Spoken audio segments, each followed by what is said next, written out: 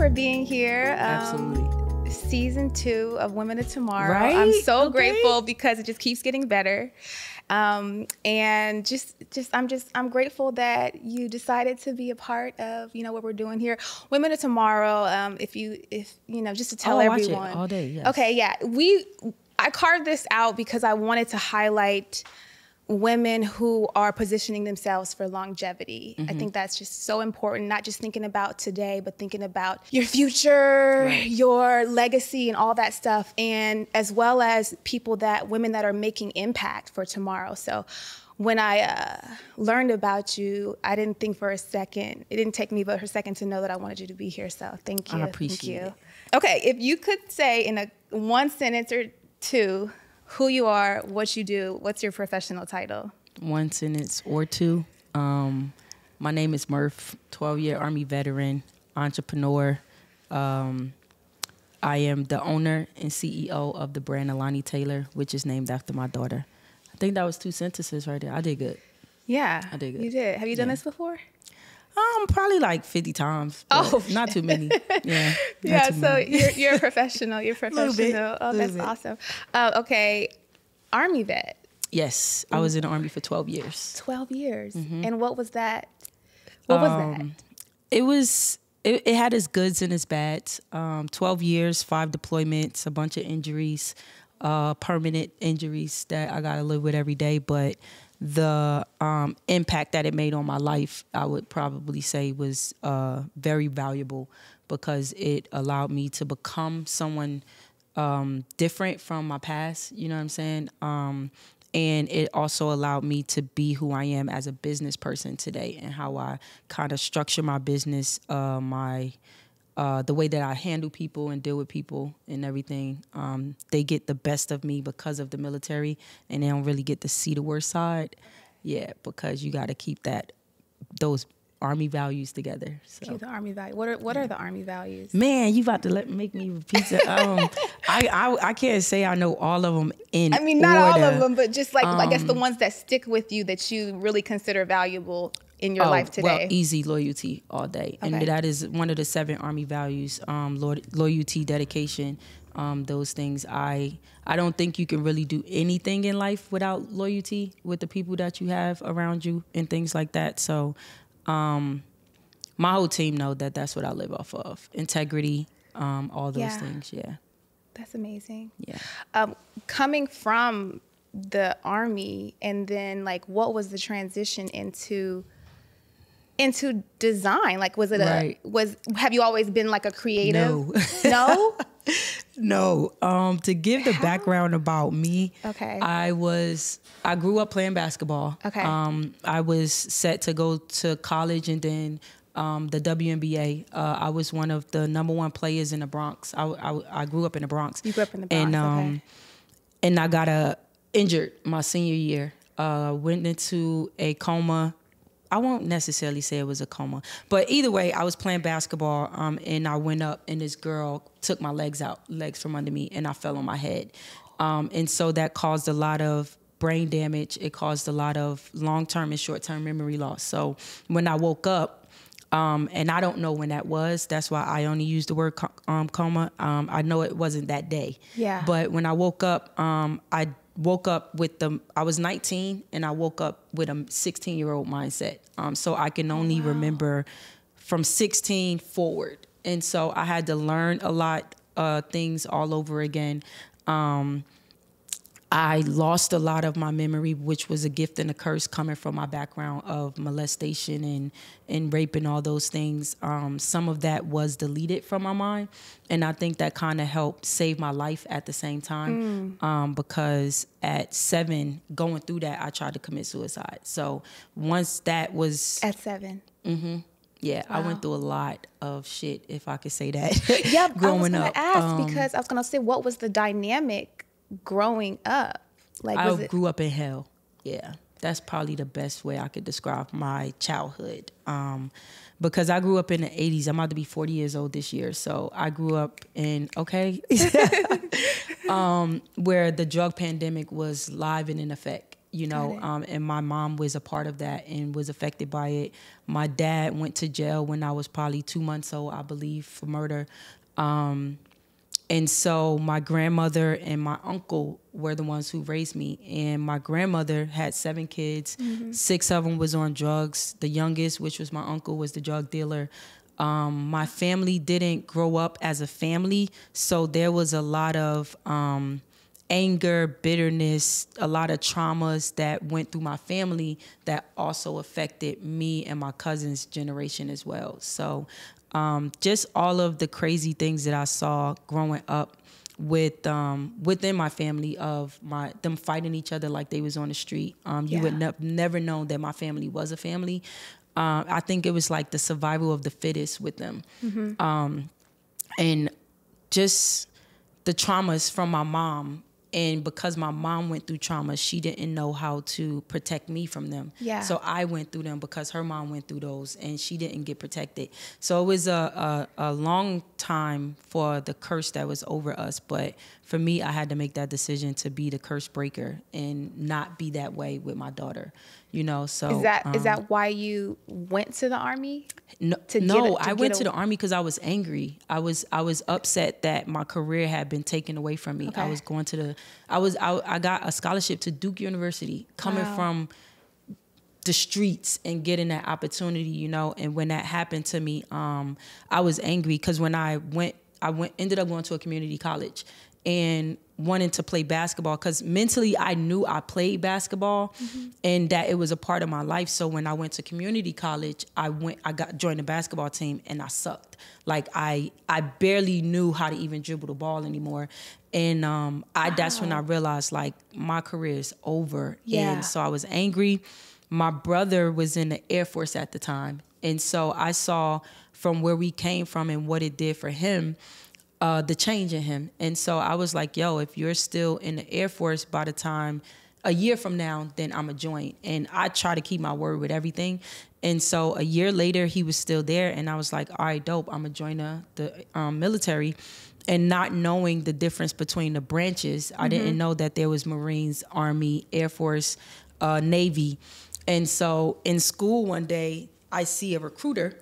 And I just go up to him and I'm like, hey, I want to join the military. Still only using the military word, not Army, none of that. Yeah. So I eventually passed the ASVAB test and I went into the military, and not knowing that I went into the Army and not the Air Force where my brother was at because I didn't know the differences.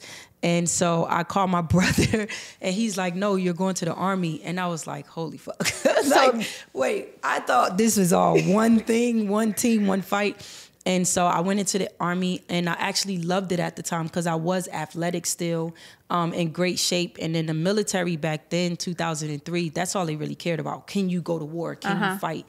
And I was good at it. You talking about an angry person going into the military, like that is like, whore, you know what I'm saying? She angry, like let's get it. And I think that's what kind of kept me there because I was able to release my anger. We had combatives, we had all of these different aggressive trainings that we had to do, and it was a way for me to release everything that I was feeling, and I ended up falling in love with being in the Army. Yeah, so it was like... So it was a great experience. I won't say all that. Now, it was a good experience. Okay. I wouldn't use the word great because again, it helped me get past something that I probably wouldn't have been able to get past without joining the military. Was that the anger? Yes. Yeah, I was able to release that in the Army. Of course, financially, it's not the best thing in the world. I think we get paid like teachers pretty much in the military. But the experience, the people that I met, my mentors, things like that, they helped shape me into Murph. You know, and before the military, everybody called me Mika. That's like my nickname for Tamika. And so when I went into the Army, I became Murph. Okay. And the Murph is what stuck with me for the rest of my life because that's who I had become. And so I do thank the military for just the things that they instilled in me while serving, of course. But I don't thank them for the injuries and all that. Nuh-uh. But the days that I miss with my family, you know, none of those. Yeah. So did they kind of turn into your family, like the military, Absolutely. just like the people? Yeah. I literally still speak to people that I met in 2003. And I have high school friends that I don't even talk to no more. Wow. So I have one of my friends, her name is Sergeant Olive.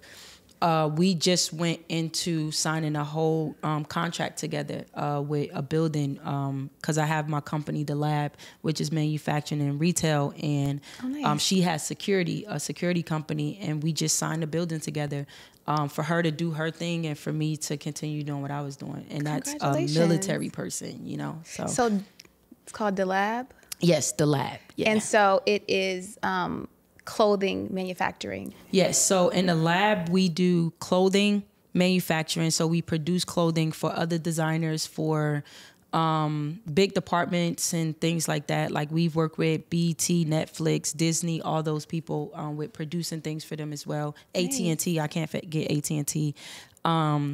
And I also have a retail store inside as well. And now I just added a school. So we teach kids how to sew and how to use industrial machinery to just become entrepreneurs themselves. Within the class, we teach entrepreneurship, financial literacy, things like that. So by the time they leave this 3-month class, they are a full-blown entrepreneur with an EIN, bank account, everything that it takes to get your business up and running. These kids walk out of there with that. So that's incredible. Between all three, I think my passion is with the kids, like being able to see them actually become somebody, you know, and learn a craft, because sewing, you can go so far with knowing how to sew. And, and then turning it actually into a business that runs. I think that's like so important. Like as a creative, you have the ideas, you get started, but actually turning it into a business that can make money, that can grow, and actually hire people one day. Right. And I think that's what is missing most of the time, is the fact that you have a craft or you have an idea and you start like playing with it, right? Yeah. But you don't know how to monetize off of it. You don't know how to get to the money for that craft that you love so much to actually be able to fund your life. Most people have the difficulty with that part, and that's the part that we're trying to fix. Like, so because I'm starting this tour whenever my life will allow it. It's called I Did That, Now What? And it's like on Instagram, you see all of these people asking for your money for, like, they'll give you a piece of the pie and be like, hey, you can go and get business credit or credit limits and all these things by doing this, this, and that. But they only show you the smallest thing, not knowing that there's so many other things that comes with getting an EIN, getting your DUNS number, getting a bank account. What happens after that? Like, how do I get to the money? But you don't know that unless you, hey, go to my page and sign up for this course, and the course costs more than you can afford. Yeah. And it's like, bro, you know, the only way I can pay you is if I make the money first, right? Like, and that's the part that I want to take out of the equation, because it costs nothing to give knowledge to people. Yeah. And knowledge doesn't always have to have a price on it. I feel like my blessings come when I bless other people. Like, I'm not hurting for money, you know what I'm saying? So I'm not out here trying to get everybody else money for something that you can literally just go Google. And people are making so much money from it because people don't like to read, or people don't like to open up a book or even Google enough to get past. I ain't never need to pay this man for that, because it's on, how you think they know it? It's on the internet. So just putting it in people's faces, pretty much. And I think that's one of the callings in my life, to just place people in front of the answer, and it's up to you to choose it or not. You know? Yeah. I love that, because you've created a place where people can learn and come back and ask follow-up questions. Because I know for me, like I did in my entrepreneurial journey, I ended up starting to pay people for things because I was tired of messing it up, trying to do it on my own, and then ended up having to pay someone in the, anyways. So I started paying people for things, and I am a big delegator. But had I had something like mentorship, I didn't have a mentor until probably like 3 years ago. Yeah. And I've had and still have mentors, and not one time did it cost me $1 for them to be my mentor. So who would I be to try to go take that same knowledge and make money off of it? You know what I'm saying? It's not the right karma. It's not. It's not. When did you learn that mentorship was the way for you? Was it just out of necessity, pure necessity? No, when I lost $100,000. Oh, wow. It's because I always, like, I've never asked anybody for anything. I never asked for help. I am literally self-made. Like, I've learned from mistakes. Like, now I have investors. I have people, like, even my stepdad just invested in me out the blue. So I have people that I've been doing this for 10 years, and now 10 years later to the present is the first time that I was like, okay, now I'm gonna take other people's money, you know, but I had to lose a lot in order to know you can't do this by yourself. And I was like you, like, I can't keep messing up in order to get it right when I have so many people that are accessible to me for me to be able to say, I need your help, you know? And I'm talking about millionaires sitting right next to me. And I want to know how you got there, but I was never that person to ask you. I would just be like, if they could do it, then I can do it, you know? But I can do it faster if I just seek the help and the guidance. So, yeah. And once you opened yourself up to that, everything just kind of started falling in place. Yeah. I want to circle back on the transition, because the more I learned about you, I'm like, okay, as seen in Vogue, Forbes, HBO Max, Fashion Bomb Daily, and the list goes on.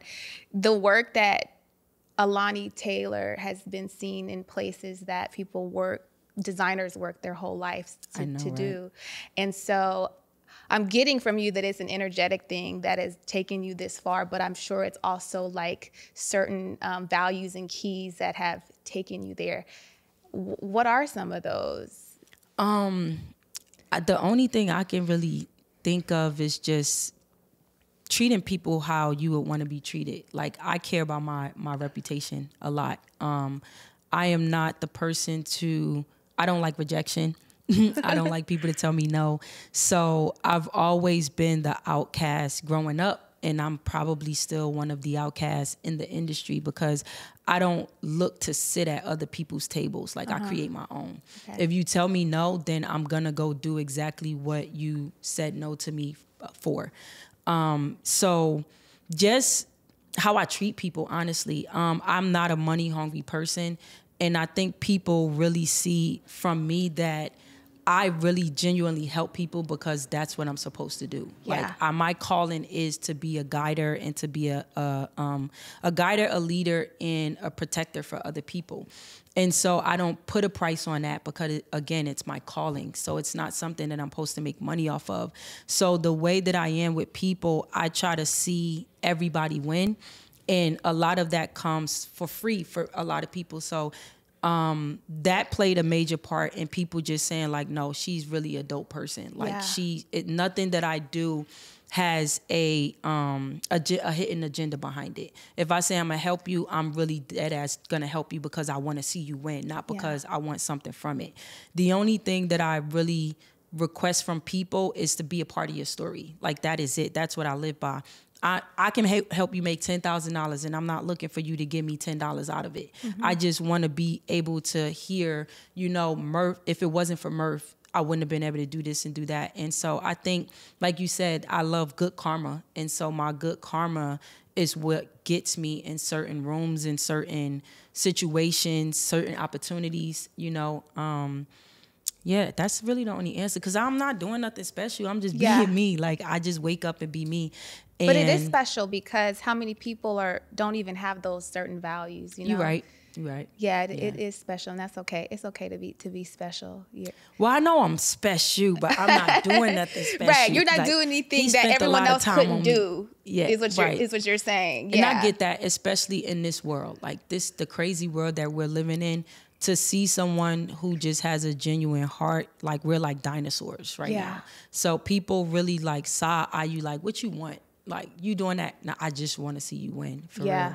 And so, that's where all of my blessings come from. I ask as much as I can to the universe to just bless me to be a blessing. And that's what's been happening, really, because I see my clothes. And yes, I know my stuff is like dope, but I still be like, even to my team, like, fashion got me here or fashion got me in this door, because I didn't grow up with this. Like, I taught myself how to sew. That's what I was gonna say. You're self-taught. Yeah. I had no knowledge of fashion. Like, I'm still learning myself. I'm still figuring out who I am as a designer. I'm just having fun along the way, because I don't believe in rules in fashion. Yeah. So whatever I do, I do. Whatever I don't do, I don't do. You know, I don't try to follow fashion trends. I've never been that designer to be like, let's go with this colorway, and every piece that comes out is matching each other or whatever. I can't stand designing like that. So I know I have a uniqueness about my brand and just my style being from up north. But yeah, I be wanting to ask the people a lot, like, why did you pick me? Really? Like, even with AT&T Black Future Makers, I was like, why? Like, why? How did I become a AT&T Black Future Maker? Because that means a lot to people, you know? So I still question it a lot. You do question it, but then you circle back with like gratitude, like gotta be. I'm just like, how do you keep? I think I'm so weird. Like, you would really have to ask somebody on my team, because I don't care. I honestly, I don't do this for gratification, or I don't do it for celebrities, which, although I work with a lot of celebrities, I didn't start Alani Taylor for celebrities. I started it to give my daughter a future. You know, I know people have to put on clothes every day. And so if I can be one of those designers that bring you clothes that make you feel good and things like that, it was never to get exposure from Forbes and Vogue and things like that. Like, obviously I want people to see me and to see my brand, because that's how I make my money to feed my daughter. But it was never to become a celebrity or anything like that. It was like, when I first sold my first garment, my mindset was more like, oh shit, I can make money off of this. Not like, oh, I'm gonna be the dopest celebrity, the fashion, none of that. It was like, yo, I can make my daughter future better than I've ever experienced by being a designer. So that's where my path went, you know? So it was more of a hobby in 2011 than a career. How did it switch though? So you like, okay, but I'm saying, like, in the sense of, okay, I'm coming out of the army and I'm just at the house, and then like, what you could have done so many things. Right. So like, was it a movie you watched? Was it it was like, the mall. Was that the mall? And the thing is, I did do a lot of things. I did so many things prior to becoming a designer. I was in network marketing. Okay. I had started my own bike club where we were nonprofit, making money from that. But what took me into fashion was, again, I was in the army. I was stationed at this duty station. It's called Fort Hood, my bad. Fort Bragg was one of my first. Fort Hood is in Texas, Killeen, Texas, where back then there was really nothing there. So they were probably just building it up, and they put Jimmy Jazz in the mall. Okay. And every soldier went into Jimmy Jazz, and I'm talking about hundreds of soldiers at this one duty station, and they all looked the same. They all took the mannequin outfits. They put no thought process into it. And so me being from up north, I'm just like, this ain't gonna work for me. I can't. If I go buy anything in Jimmy Jazz, I guarantee I'm gonna come outside and somebody gonna have that on. Okay. And so that's when I was like, I can probably teach myself how to make stuff. And so my daughter's mom bought me a sewing machine. And every weekend after duty, I would just go home and teach myself more and more off of YouTube University how to sew. Wow. And it just became like a thing for me. And so that was determination. Because like, to learn. No, it was determined to not look like everybody else. That's why I started fashion. Literally, I was like, I'm not about to do this. So it had nothing to do with me wanting to be a fashion designer. I just didn't want to blend in with everybody else. I wanted to be myself. Got it. And so it was a hobby then.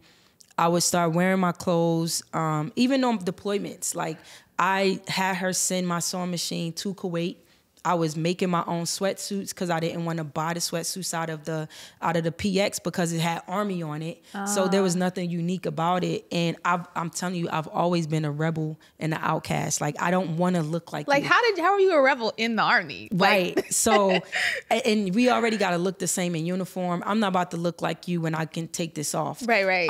And so I started making my own sweatsuits, and then the soldiers is like, yo, where you get that from? Me, again, New York. I'm like, I can make money off of this. So I started making more money deployed off of sweatsuits than I was making from my deployment money. Wow. And that's when I was like, it's not a passion, but it's a hustle for me. Got it. Mind you, I grew up watching my uncle sell drugs. So the hustle part came from me watching him make money and provide for my grandmother, you know? And so this, I was like, at least I can't go to jail for it, you know? So it became a really big hobby for me, and that's all I started doing. And people started seeing the clothes and asking me to be in fashion shows. So I started doing like these small fashion shows. One of my clients just reminded me my first fashion show was called Runway Fierce. And that's when people started saying like, hey, we want your stuff here, here, and here, and everything. And it took from that 2011 to 2016 for me to say, I'm going to do this for real. Yeah. That's crazy. Yeah. And look at you now. You mentioned something about not liking rejection. Yeah. I don't think anyone likes rejection, but someone like myself as well, I run from it. And I know the fashion industry is tough. There's a lot of criticism. There's a lot of rejection, especially at the level that you've gotten to with celebrity and all that kind of stuff. What is the mindset when you are just, you know, almost like pitching yourself or bringing ideas to the table? Is there, what do you do? I don't have to pitch myself. Okay, you're I at the promise point. you. Like, what is, the like, universe has been good to me. I don't have to pitch myself because I feel like when you put your mind to something and you let the universe know what you're going to do, as long as you're working towards that thing, the universe don't have a choice but to give you it. So I'm big on prayer boxes. Like I write down my prayers and I write down my prayers and then I put it in this pink heart prayer box. And I've been able to tap into the universe way more than the average person can do. And that was also coming from just learning and growing and understanding the universe and how it works and how we are as humans, that a lot of us just use the wrong words when we're requesting something. And when you put the right words into your vocabulary, you literally have told, the universe works for you. You said that this is what you want, not what you desire. I don't desire anything. If I want something, I'm going to go get it. And the only way I can go get it is if I had a partner to help me, which is the universe. So I would write down the things that I want to do in the industry, but with the right wording as if I already have it. And so instead of saying, I wish to, or I desire to, or I want, or I will, not even I will. I have already, or I have done this and that. So for instance, when I first moved from Texas, when I got out the military, I moved to LA, 2018. As I'm packing my apartment up to move, I wrote down everything that I wanted to do in the year of 2018 when I got there, because now I'm a designer now. So it's like I know what my path is. So I said, I designed for Lena Waithe. I designed for Beyoncé. I became one of the biggest designers in LA.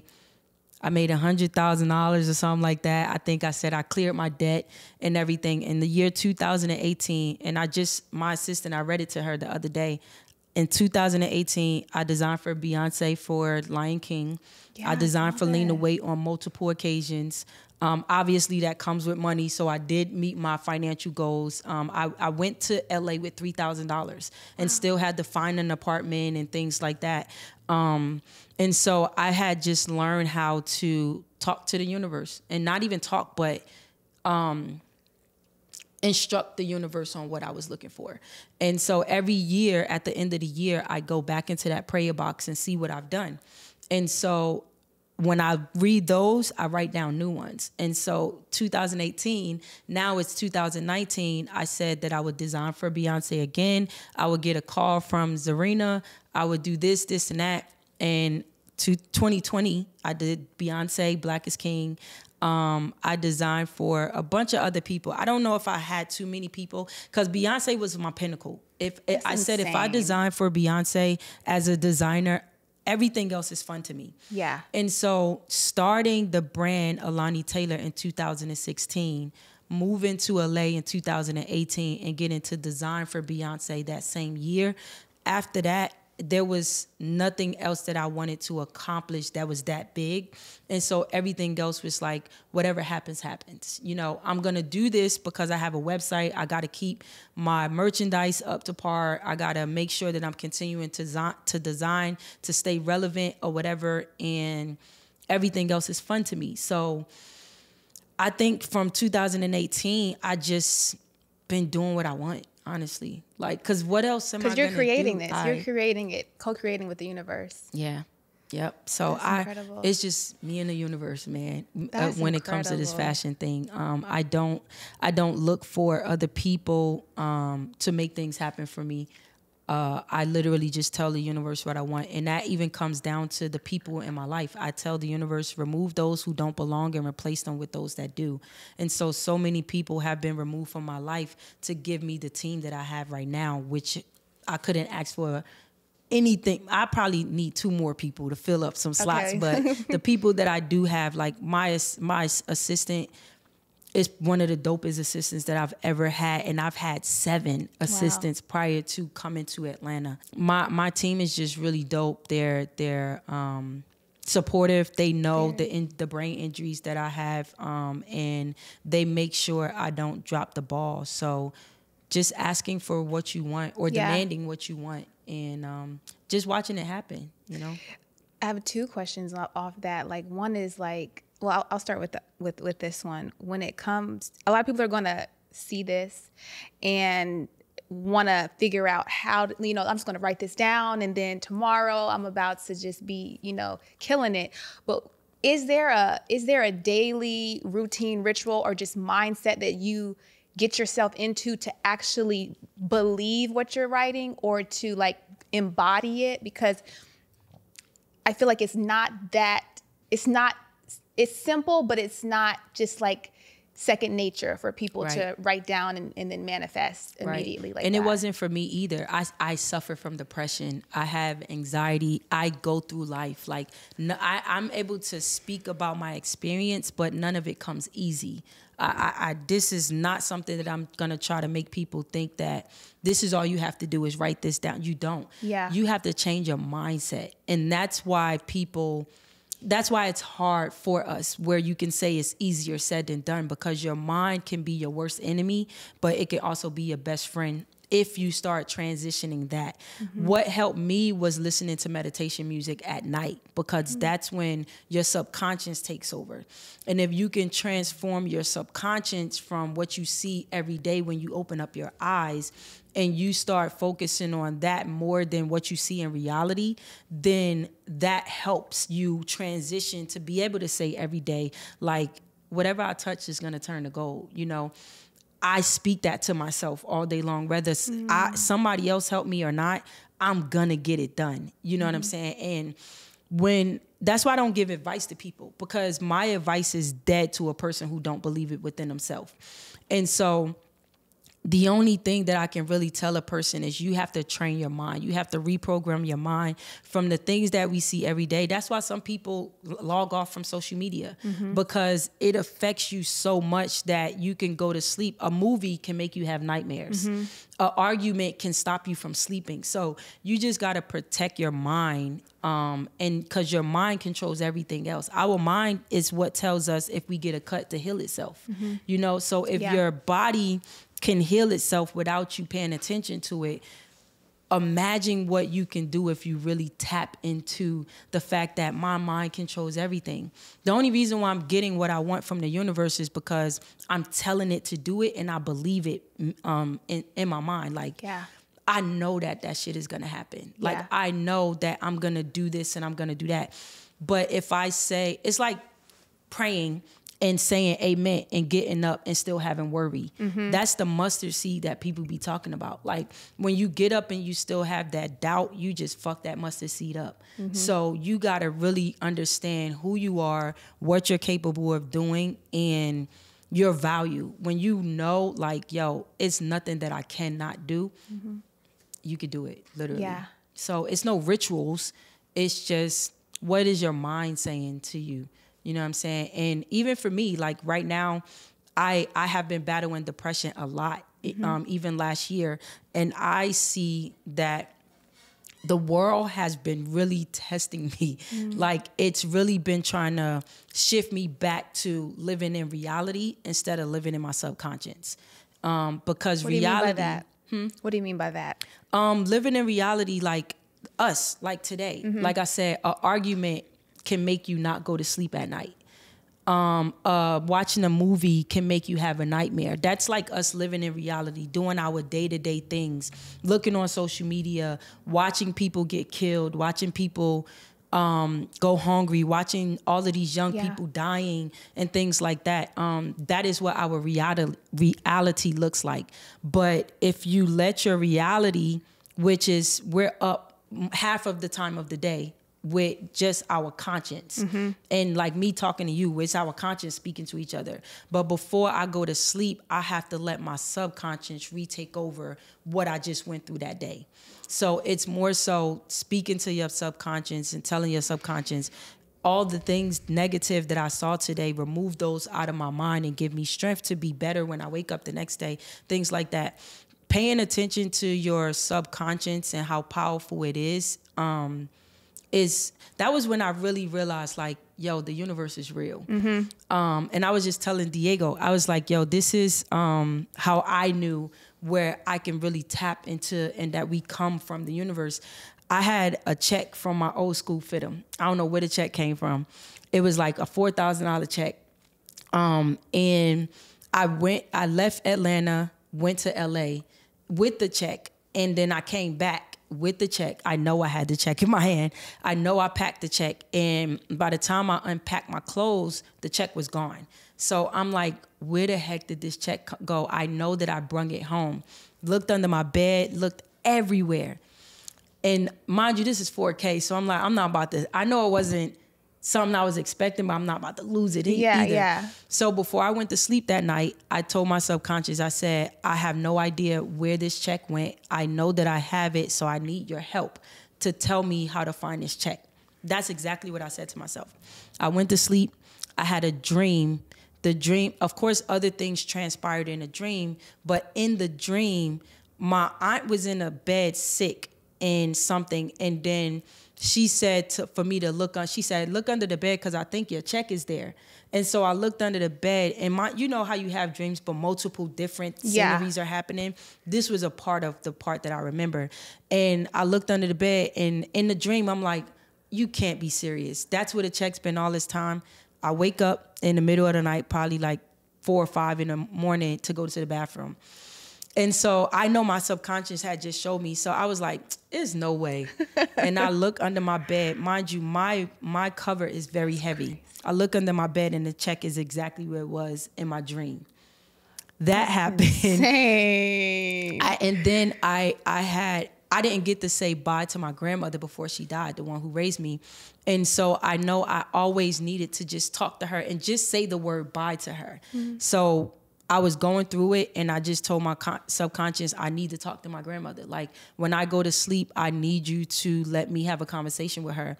That night, I went to sleep, and my grandmother came, and we talked as if she was still on this earth.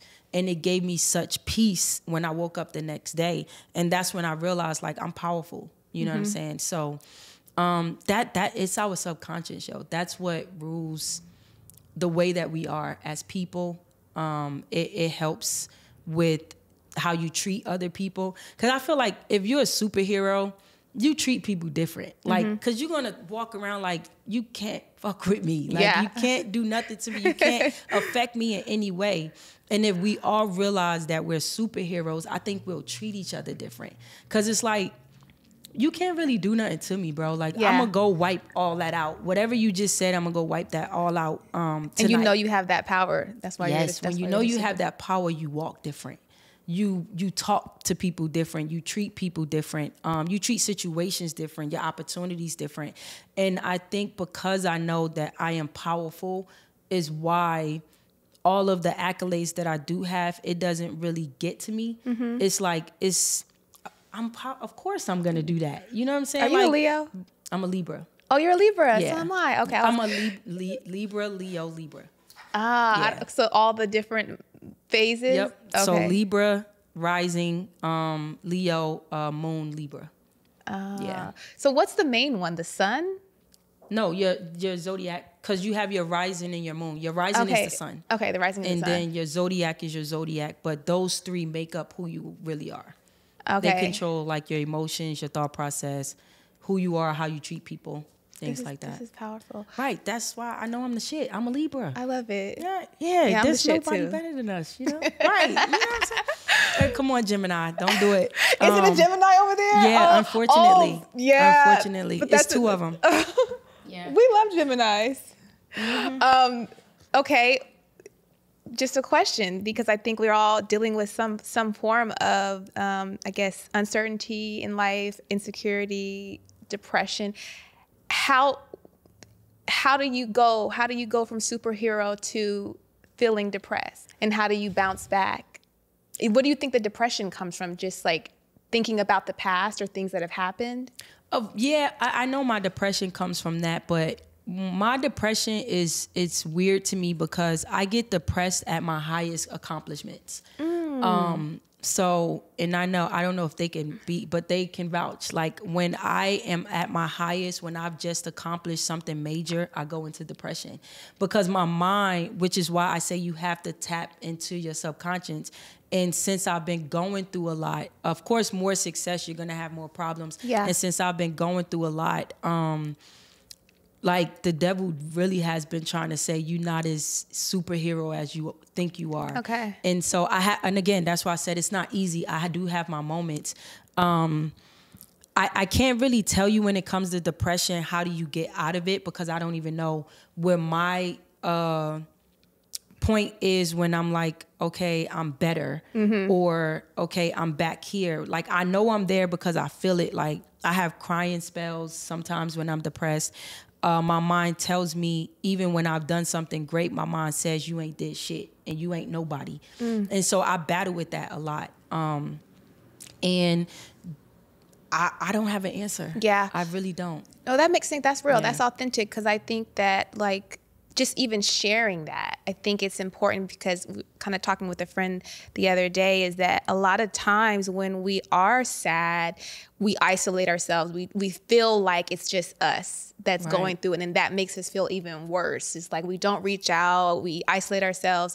And I think just sharing these kind of stories, like, yeah, I'm a superhero, like Monday through Friday, and then maybe on the weekend, Right, like right. I'm weak and I'm figuring it out.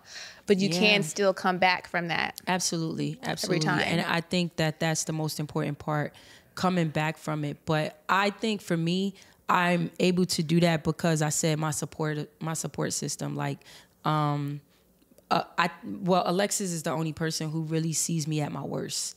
But to be able to have her there and say that it's gonna be okay, even though at the moment you ain't trying to hear it, but you not knowing that it really makes an impact.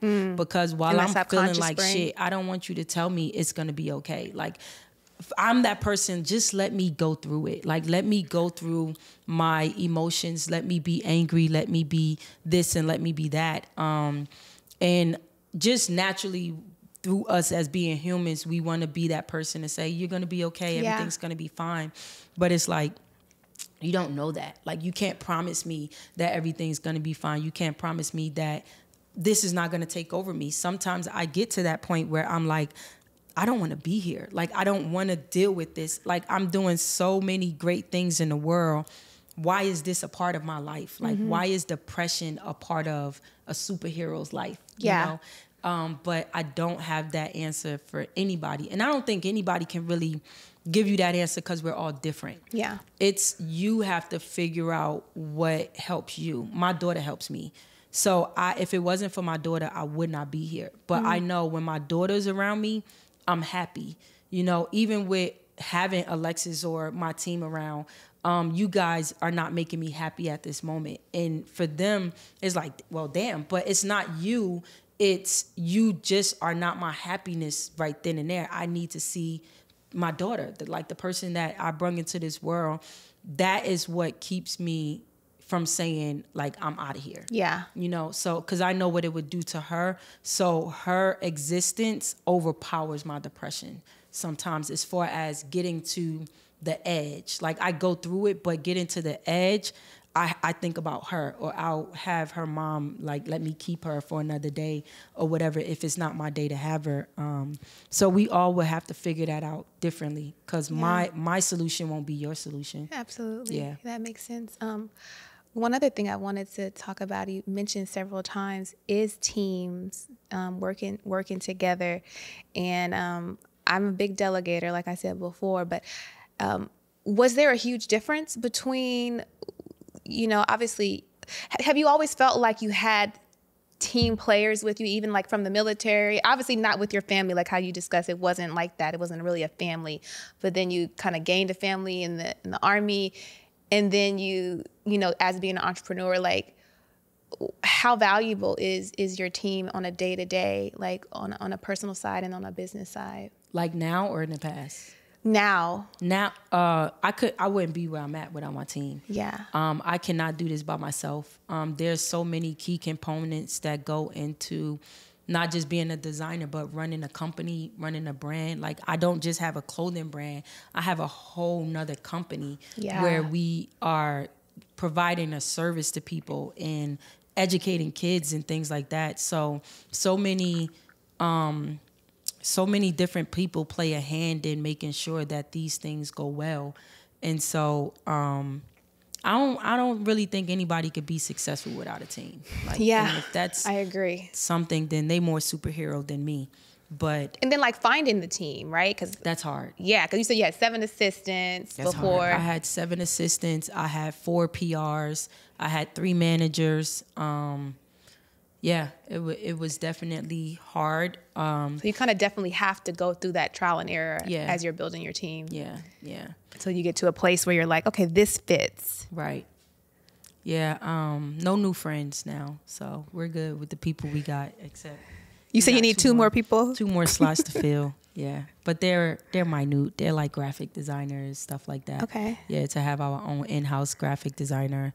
We have all in-house everything with the lab and Alani Taylor. So I don't really have to go search for people anymore, but I am hiring for that. So if you know anybody. We have a lot of graphic designers on the TmrO app. So this is all powered by the TmrO app, something that me and my co-founder created really as a way to support creative. So it's called TmrO because it's like get paid as soon as tomorrow. It's like a lot of creatives either don't get paid at all for the work they do, they get undercut for the work, or working with labels, it's like 30, 60, 90 days. They're like rushed to complete the project, but then they don't get paid until like months later. So with the TmrO app, you get paid within 48 hours of completing a project, and the money is secured before you even start. We're heavy on the graphic designers, producers, videographers, photographers on the app. So definitely check it out. You got that? We need that. TmrO app, yeah, check it out. You can find people on there. Nice. I think I had one more question. The TmrO app. I want an app. I don't know what I want to do though, but I want an app. Yeah. For the school, maybe? I mean, for the lab. We definitely got to come by the lab. Where is it here? Okay. So we're doing construction now. So it should be done. All the rebuild out and everything should be the middle of March. Our grand opening is April 1st. Exciting. Yeah. Okay. Can we get an invite? Absolutely. Okay, we're gonna come. We're gonna come the show PR is up. right there. So we're gonna come show up, and then we're going to. We got red carpet, everything. So this is my expanding of the lab. So I actually opened up the lab October of last year. October 8th, we were in Buckhead in Miami Circle. Okay, familiar. You know Fiscani? Yes. So we were right next to Fiscani in that same parking lot. We opened October 8th, and then we closed October 17th. Okay. We needed more space. Got it. Bad business, all those things. And so for that, from the time that I closed, I said, I'm going to do this bigger and better than I've ever done it. And so we went from 3,500 square feet to 6,500 square feet. Wow. And so now inside is now the school, the retail, and then the manufacturing. And so we have a lounge in there, a lot. Yeah. We'll have opportunities for a lot of people. So in the retail, we carry other designers' clothing. Okay. So, like, let's say if a designer is manufacturing with us and their clothes meets like the criteria for the retail, they can sell their clothes in my store as well. So right now we have ecosystem.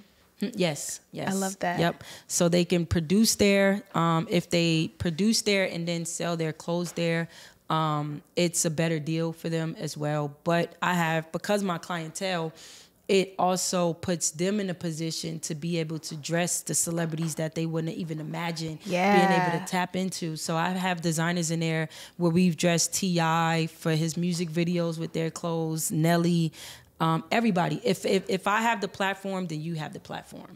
That's so no fire. matter if you just started yesterday, if your clothes are dope, then we putting it out there. So I promote my designers heavy. And it's not just clothing. We have people with bags, shoes, hats, all those different things. So, yeah. That's so exciting. Yeah, I can't wait. I can't wait. I can't wait to see. This is amazing what you're doing. Before we finish today, is there anything that the public thinks they know about you, but they don't know, or anything that you want them to know that they don't know? I drive with 2 feet.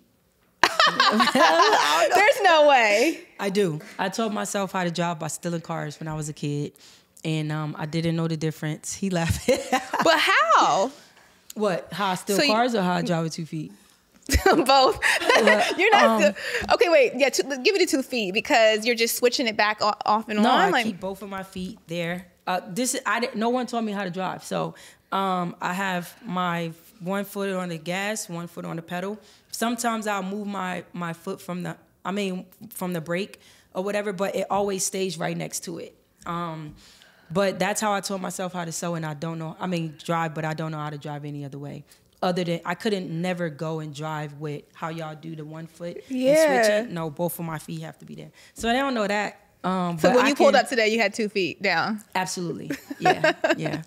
I drive with 2 feet. So that's crazy. Yeah. Okay, well, thank you so much, Murph, for coming. This was a blessing. Thank you. I appreciate you so blessing. much. Tell our audience where they can find you, your brand, and everything. Everything is literally Alani Taylor. Okay. There's nothing different. ALANITAYLOR. You can Google Alani Taylor, AlaniTaylor.com, info@AlaniTaylor.com, social media, Alani Taylor Co., all that. Awesome. Just Google that name. Yeah, Google it. My daughter has value to her name, so I appreciate you. Thank you. Yes. See you guys next time.